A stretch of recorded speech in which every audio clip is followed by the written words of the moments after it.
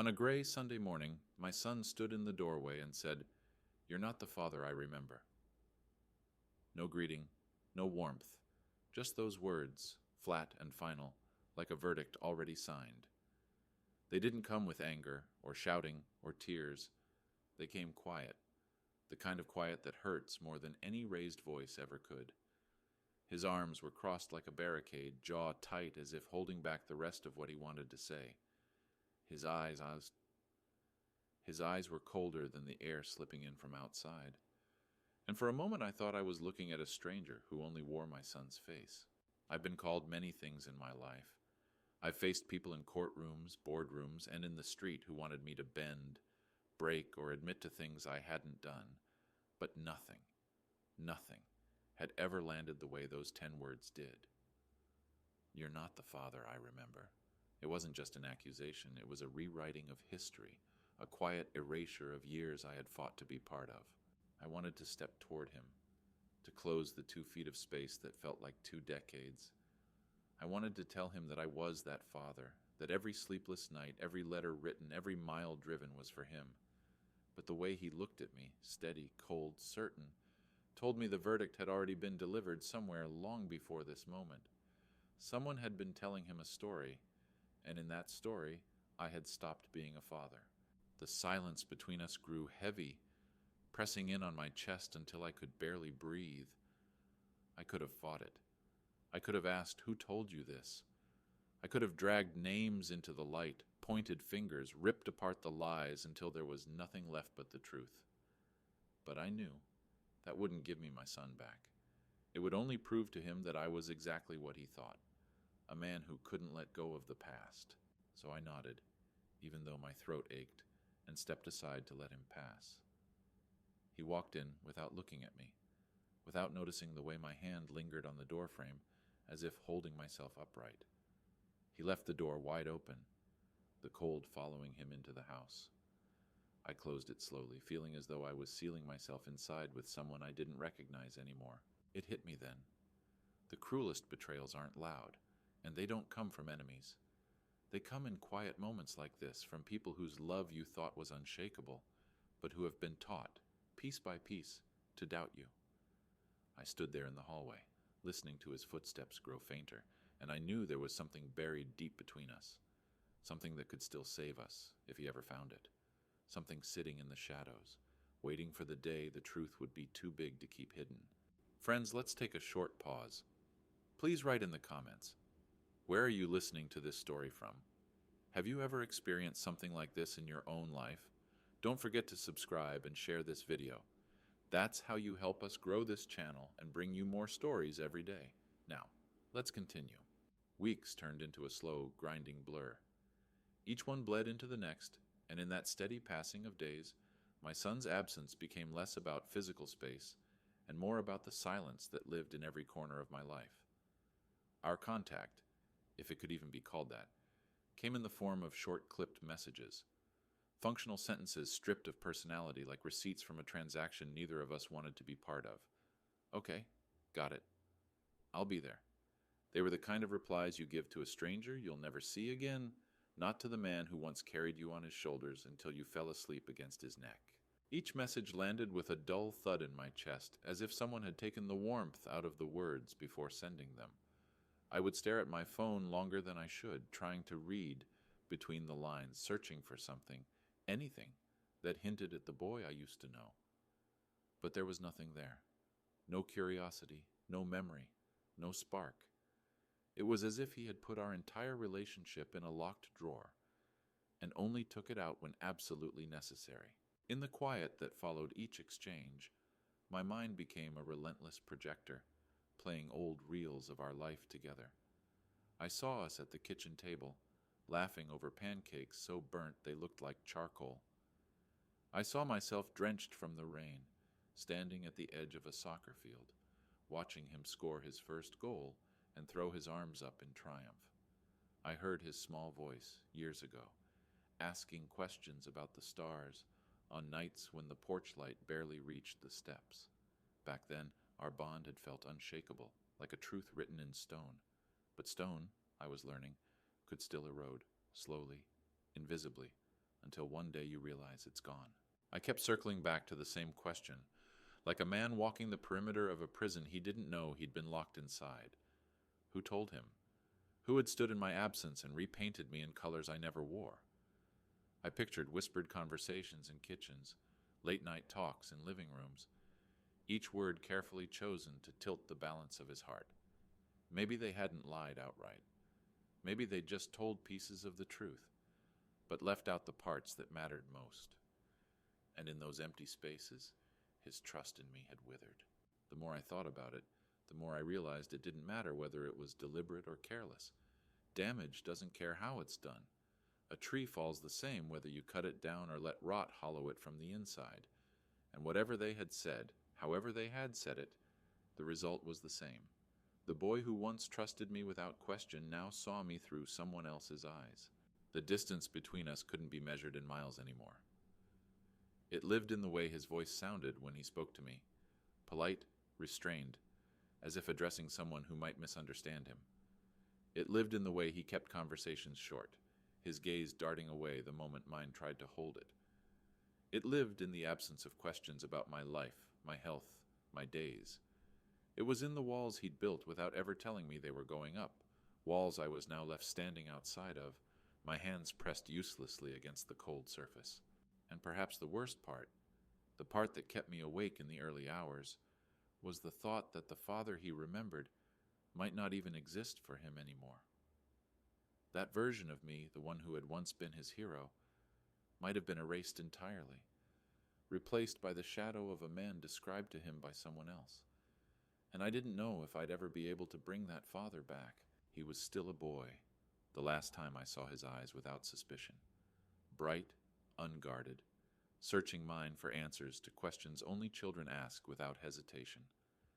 Back then, he believed me, believed my promises, believed that no matter how complicated the world became, I would still be in his corner.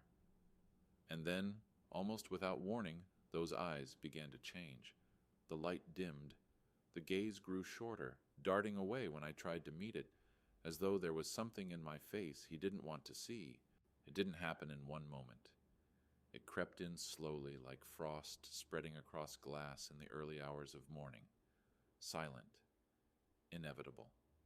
There were the weekends we missed because of scheduling conflicts. The phone calls that went unanswered, the conversations that became fewer, shorter, colder. At first I told myself it was just growing up, that the boy I'd known was making room for the young man he was becoming. But it wasn't that. It was something else, something darker, something I couldn't see but could feel in every quiet pause between us.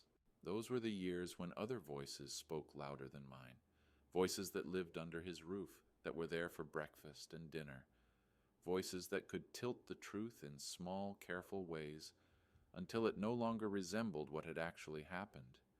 I imagined them weaving their version of me into the fabric of his days, absent, cold, selfish, a man who'd stopped caring, a father who had simply drifted away. And I wondered how many times he'd heard that story before he stopped questioning it. The cruelest part was knowing that during those same years, I was still trying. I was writing letters, pages filled with updates, encouragement, little pieces of memory I didn't want to lose. I told him about the books I was reading, about the dog that had learned a new trick, about the way the autumn leaves were falling just like the ones we used to rake together. I ended every letter the same way. I'm here, always.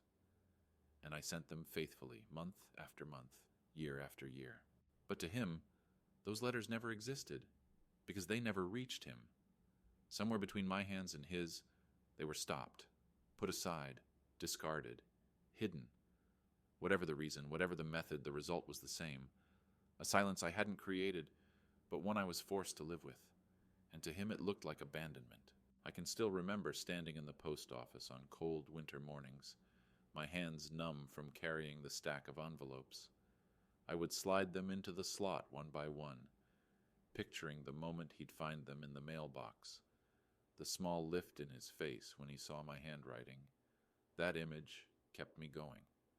It was the proof I clung to, the reason I never stopped writing. But what I didn't know was that he was never smiling at those letters. He was never reading them under the covers at night. They were never in his hands at all. And so the years went by. Years where I thought my words were reaching him, keeping me alive in his world, when in reality I was vanishing from it. By the time I saw him again, the boy I remembered was gone, replaced by someone who looked at me and saw only the version he had been told to believe. A stranger built from silence and absence, wearing my name. I didn't know then that the truth, my truth, was still out there, gathering dust in the shadows, and that one day it would find its way back into his hands. But until that day, I lived in the hollow space those missing years had carved between us, wondering if anything could ever fill it again. The old garage sat at the far edge of the property, half hidden by an overgrown hedge, its paint peeling into thin, curled strips that fluttered when the wind pushed against them. It had been there for decades, longer than some of the trees that now leaned over it, and in all that time, it had become more than just a place to store things. It was a vault, a sanctuary, a place I could step into when the rest of the world felt too loud. Inside those walls, nothing was ever truly thrown away. Every box, every dented toolbox, every dust-covered shelf held something I wasn't ready to confront, but couldn't bear to lose. The air inside always smelled faintly of oil and wood dust, the kind of scent that settles deep into the bones of a building. When I was younger, I had spent entire afternoons in there fixing broken chairs, sharpening tools, repairing whatever could be salvaged. Over the years, that space stopped being about work and became a holding ground for my life's fragments. The pieces that didn't belong in the house anymore but still carried too much weight to discard.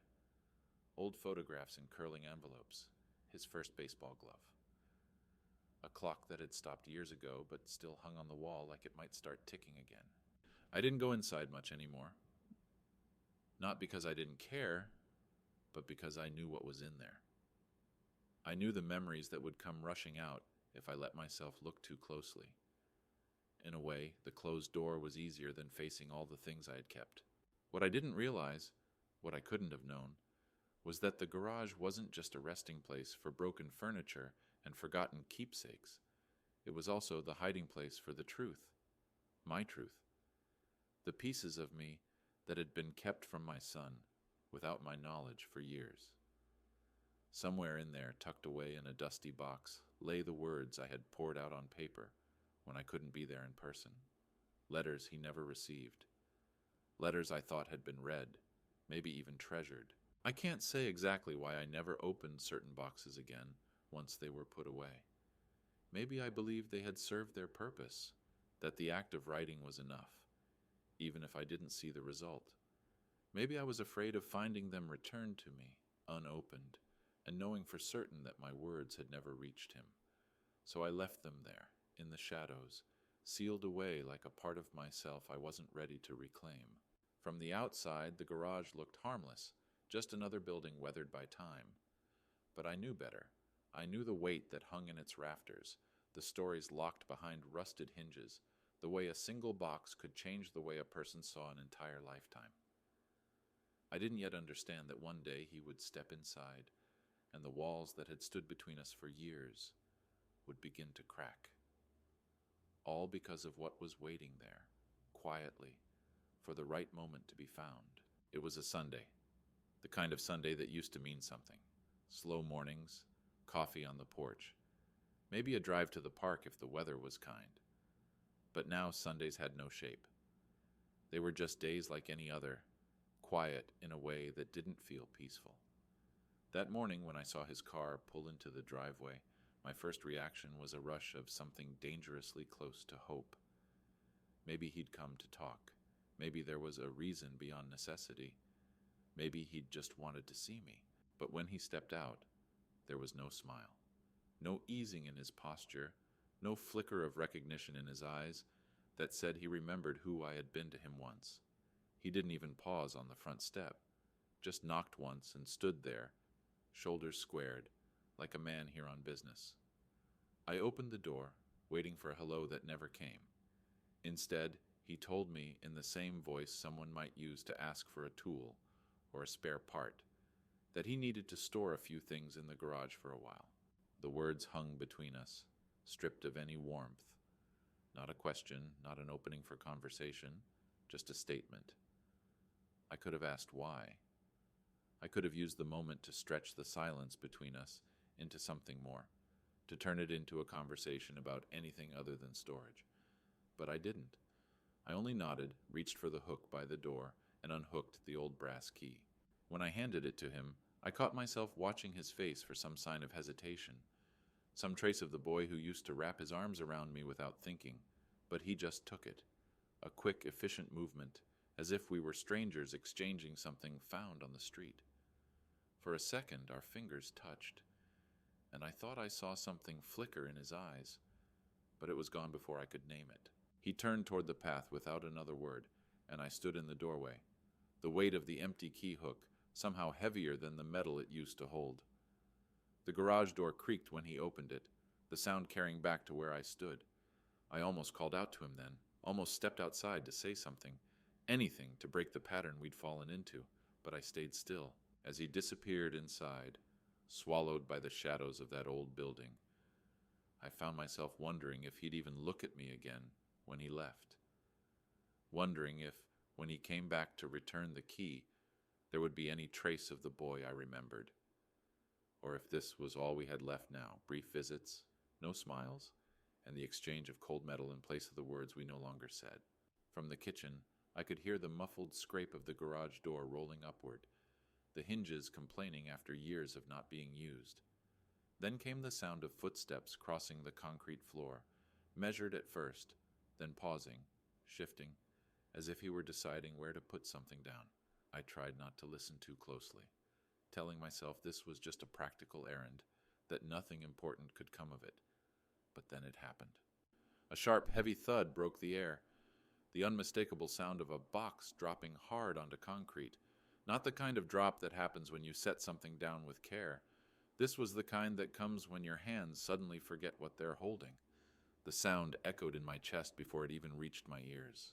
And then, silence. Long-waited silence. The kind where seconds feel like minutes, where you know something has shifted but you don't yet know how. I froze, one hand still on the coffee mug I'd been lifting.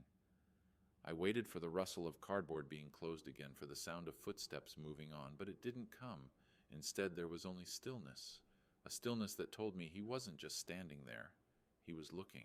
Then, faintly, it began, the dry, whispering sound of paper being shuffled.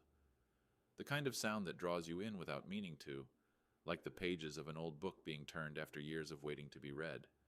I could almost hear the texture, brittle edges, creased folds, the corners worn soft by hands that had touched them many times before. My pulse quickened before I even knew why. I told myself he had probably found some old receipts, maybe an abandoned manual for a machine I no longer owned. But deep down, I knew better. I knew what lived in that garage. I knew what boxes I had sealed and stacked against the back wall, the ones I hadn't opened in years.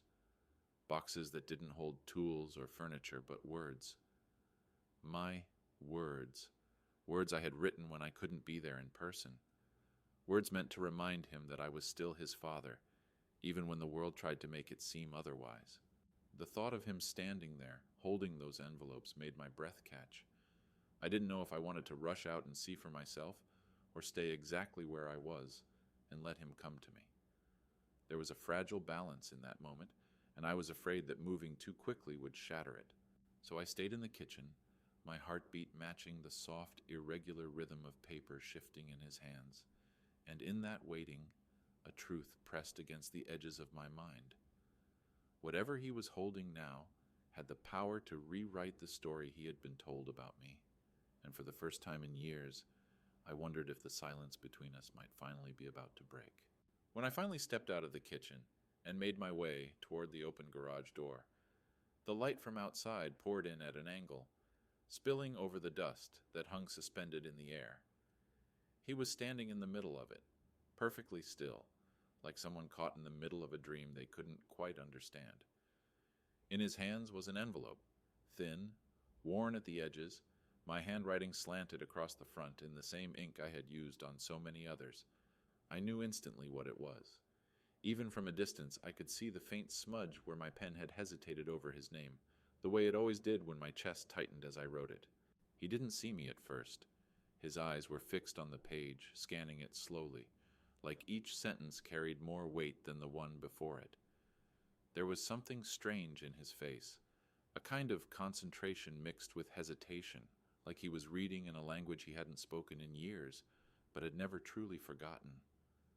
Every so often, his brow would furrow slightly, then smooth again, and I knew he had reached a line that didn't match the version of me he'd been carrying all these years.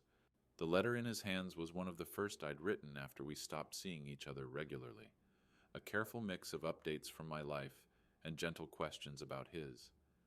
I'd told him how proud I was of him, how much I missed our Sunday mornings, how I was counting the days until the next time I could hear his voice without a phone between us. I'd kept my words warm, but not heavy, hopeful, but not desperate.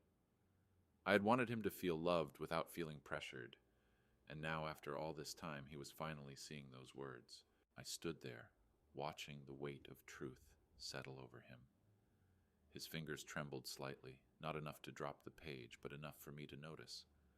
I wondered what he was thinking, if he was counting the years these words had been locked away from him, or if he was hearing my voice in his head as he read them. Part of me wanted to speak, to tell him there were more, so many more, stacked in boxes around him, to explain how I had sent them faithfully, never knowing they were vanishing somewhere between my mailbox and his hands. But I stayed silent. This was not a moment to fill with explanations. This was a moment for him to meet the father he had been told didn't exist. The light shifted as a cloud passed overhead, dimming the space around us, but he didn't move. He kept reading, slowly, his eyes tracing each line as though he were piecing together a truth he had almost given up on. And in that stillness, I realized something. This was the first time in years that my words were speaking to him without interruption, without someone else filtering their meaning. It was just him and me, across time, finally in the same room again. And for the first time since that cold morning in the doorway, I felt a flicker of hope.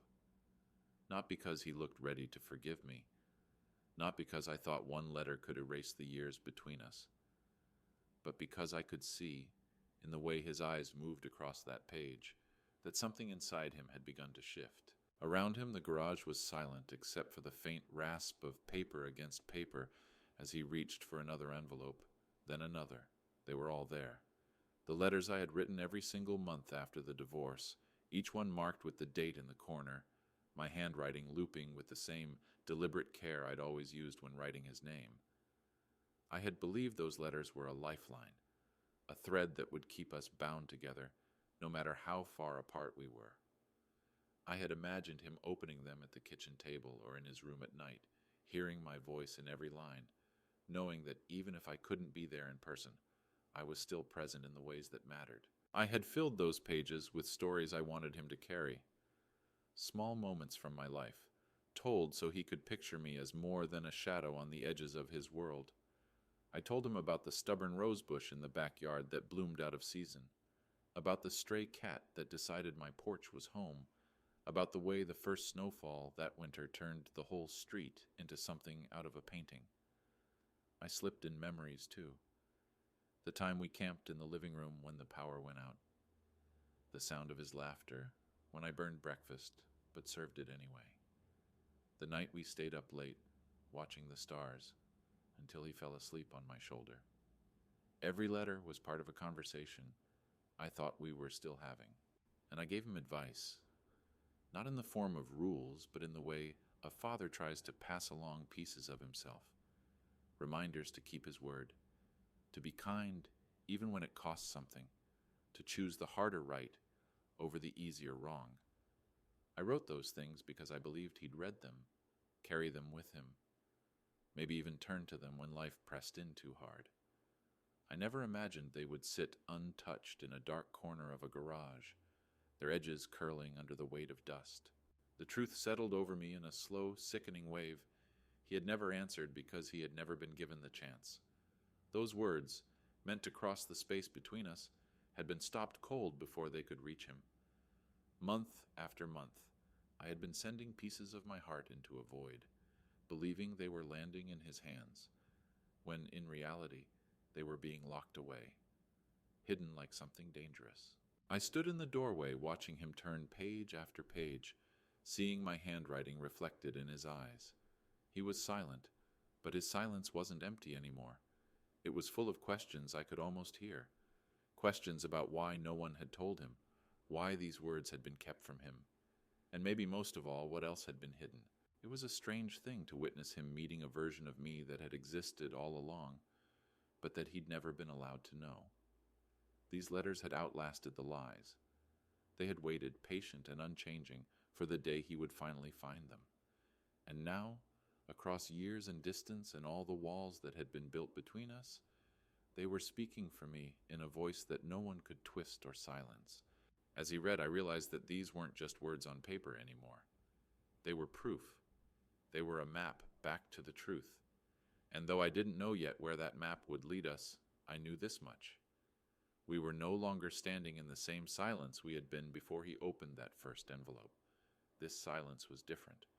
It was the sound of something beginning to break, and something else, long buried, beginning to live again. One by one, he pulled the envelopes open, the soft tear of paper cutting through the heavy stillness of the garage. I stood just inside the doorway, afraid that moving any closer might break whatever fragile thread was keeping him there with me. His shoulders were tense at first, hunched in that guarded way of someone bracing for impact, but then I saw it. The first small tremor. A shake so subtle it might have been the chill in the air, but I knew better. He read about his first football match, the one where the grass was still wet from morning rain, and his jersey hung loose on his frame. I had been there, standing at the far end of the field, heart pounding with every kick. I wrote about the way his face lit up when the ball finally found the back of the net, how he'd raised his arms high before scanning the crowd to see if I'd noticed. I had waved from the sideline, soaked through from the rain, grinning like it was my victory too. In the letter, I told him how proud I'd been, how I'd never forgotten that day. Then he found the one about the school play, the night I'd driven 3 hours after work just to sit in the back row and watch him stand under the stage lights. He had only a few lines, but he spoke them with such conviction I almost forgot to breathe. I'd written about the way his voice carried, how his eyes searched the crowd, finding me in the shadows, how even from the distance between us, I felt him standing taller when he saw I'd made it. I'd slipped a program into the envelope, folded carefully, a little smudge of ink where my hand had pressed too hard in the margin when I wrote his name. Another letter, the one about his birthday, the year they told me I couldn't come inside. I'd left his gift by the door, wrapped in blue paper with a white ribbon, the way I used to when he was small. I'd waited in my car, watching from a distance, just to make sure it was taken inside before the rain came. In the letter, I told him what was inside. Not just the gift, but the wish I'd tucked between the folds of tissue paper. May you always know how loved you are, even when I'm not standing beside you. With each envelope, his shoulders shook a little more. He wasn't speaking, but his silence was loud now, loud with recognition, with the slow crumbling of the picture he'd been made to carry. The air between us felt charged, as if the words on those pages were unraveling years of distance one sentence at a time. I could see it happening. The shift. Not a dramatic breaking, but a slow, steady untying of knots that had been pulled tight for too long. And I knew this was only the beginning. There were still so many letters left, each one holding another truth, another memory, another proof that I had never been absent, never been what they told him I was. In that moment, I realized something important. This wasn't just about him learning the truth. It was about him feeling it, about him holding the paper in his hands, seeing my handwriting, knowing these weren't stories I'd made up now to save myself. They were real. They were time-stamped. They were the record of a father who had been there all along. And as the dust swirled in the thin beam of light cutting through the garage, I let myself believe just for a moment that maybe the years we'd lost weren't completely gone. Maybe some part of them was still here, waiting to be pieced back together from the words he was finally reading. ChatGPT, Skazal. He kept reading, his eyes moving over the familiar slant of my handwriting, that same uneven rhythm I'd had since I was a boy, the way certain letters leaned forward as if eager to reach the next word. I had never thought much about it before, but now, standing there, I realized how much of myself was etched into those lines.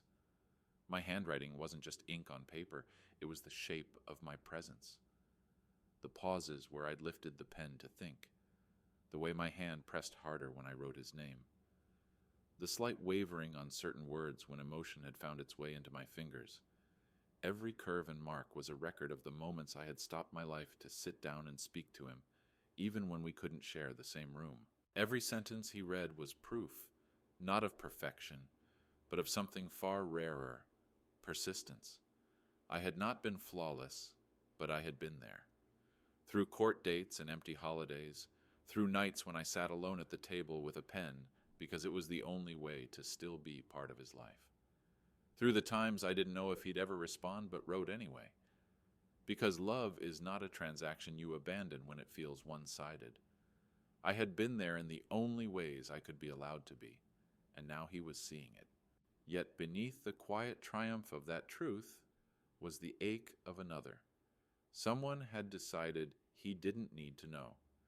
Someone had taken those hours I spent writing, the days I spent carrying envelopes to the post office, and turned them into nothing. They had stolen not just my words, but the chance for him to feel the weight of them when he needed it most.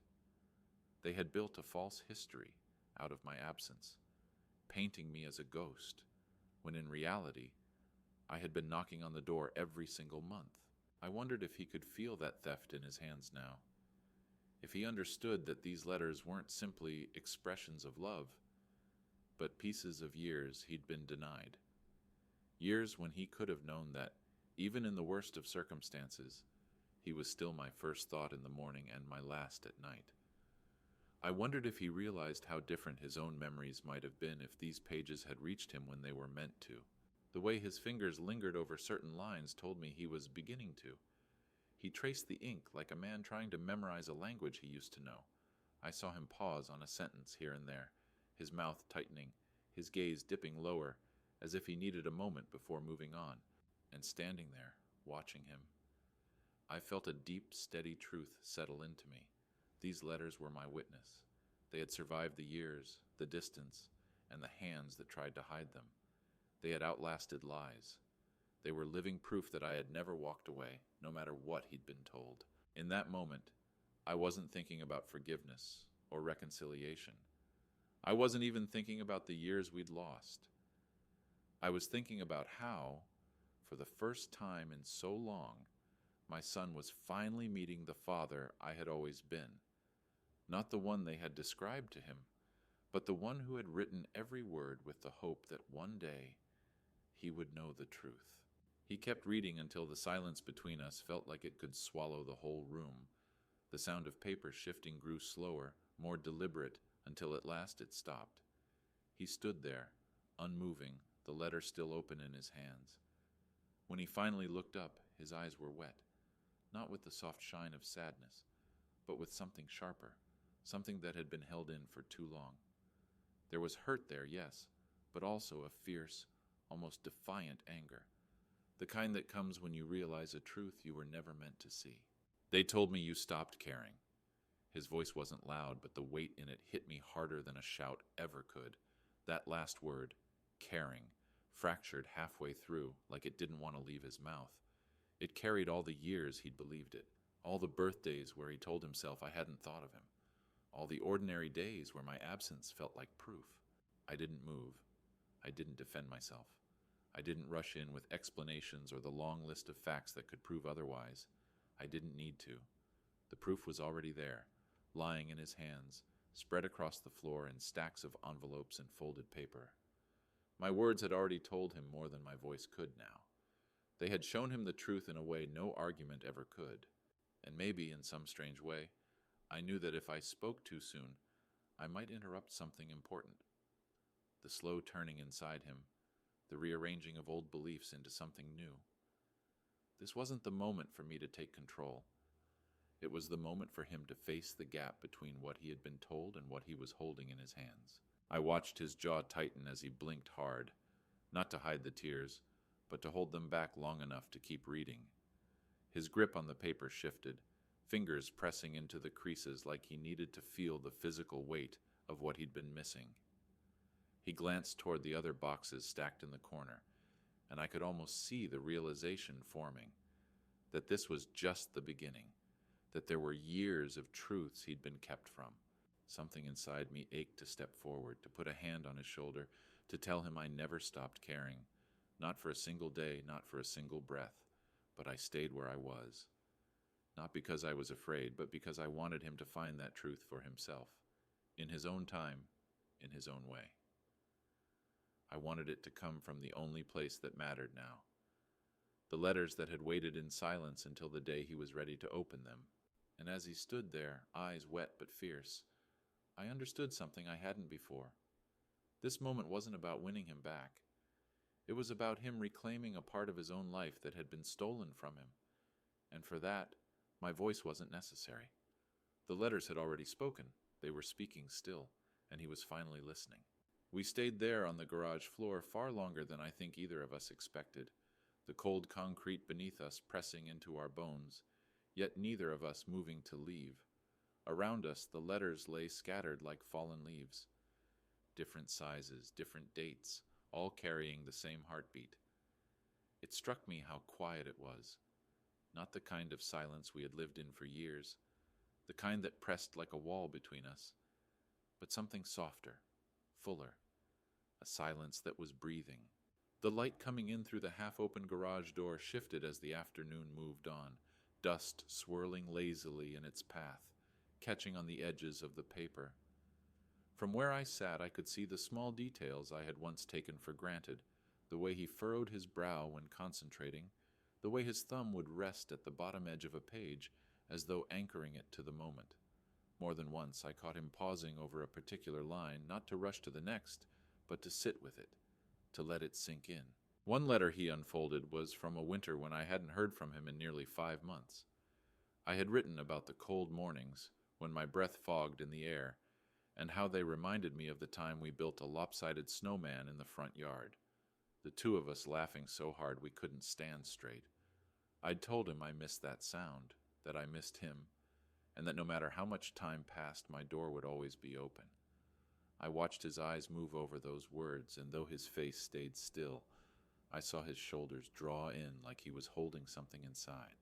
Another letter, one of the last I wrote before I stopped mailing them, not because I wanted to, but because I feared they were being discarded, was different. It was shorter, sharper in places. In it, I told him I hoped he knew I was still in his corner, even if he never answered, even if I never saw his handwriting again. I'd written that a father doesn't stop being a father just because he's been pushed to the edge, that sometimes the only thing you can do is keep loving someone quietly, from a distance, until they're ready to hear you again. He read that one twice, folding and unfolding it, his fingers pressing into the creases like he wanted to leave a mark of his own. We didn't talk about the years in between, the empty seats at holidays, the missed milestones, the nights I spent alone wondering if he thought of me at all. But those years were here with us, sitting on the floor in the form of paper and ink. And in a strange way, having them laid out in front of us made them easier to face. These letters were more than proof of where I had been. They were the record of a fight I had never stopped fighting, even when I didn't know if it would matter. At one point, he set a letter down and simply sat back looking at the pile between us. His eyes moved slowly over it, and I could see him counting in his head, not the number of pages, but the years they represented.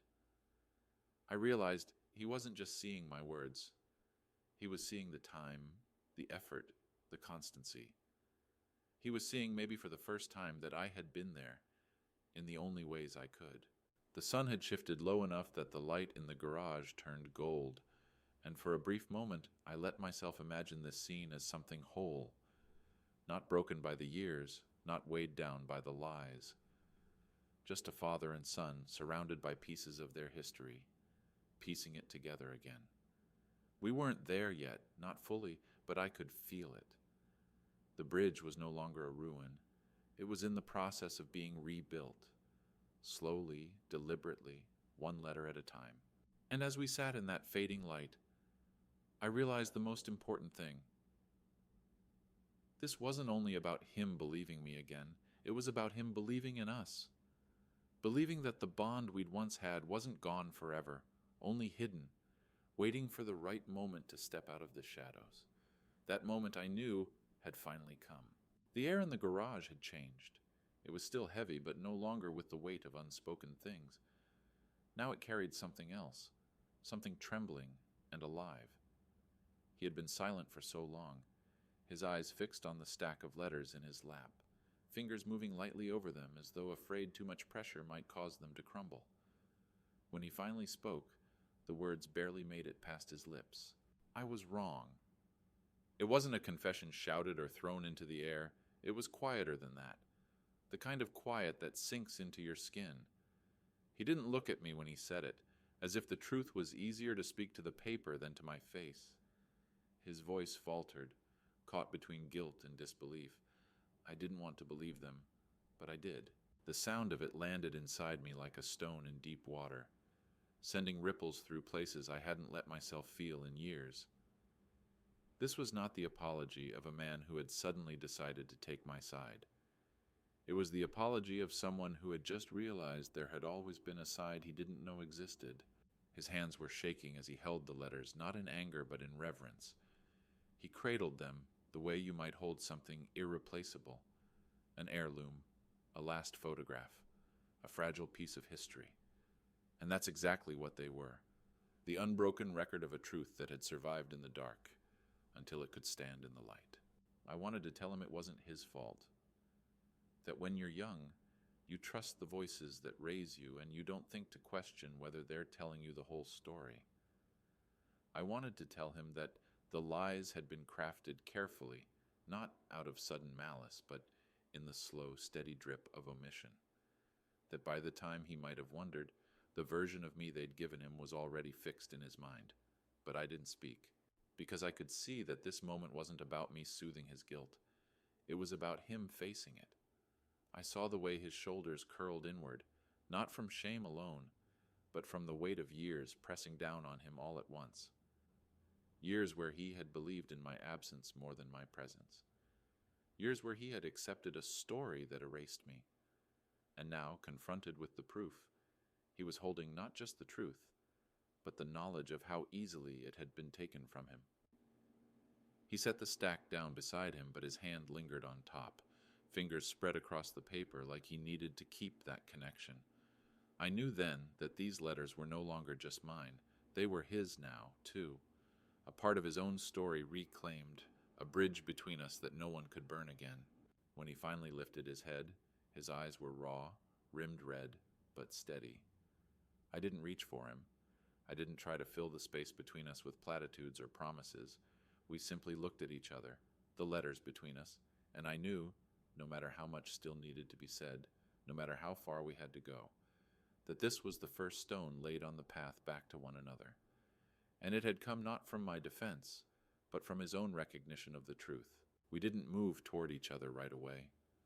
We stayed on that cold concrete floor, surrounded by the quiet mess of torn envelopes and unfolded pages, the air between us thick with two opposing currents, grief for everything we had lost, and relief that some part of it could still be found. There was no sudden embrace, no dramatic breaking of the distance. Just two men, a father and a son, sitting in the wreckage of a story that had been rewritten without our consent. It struck me then that this moment wasn't simply about clearing my name or proving I had been there. It was about reclaiming something far more fragile, the trust that had been stolen. And trust isn't rebuilt with a single discovery, no matter how powerful. It's rebuilt slowly, like laying brick after brick, each one tested before the next is set in place. The grief between us was heavy.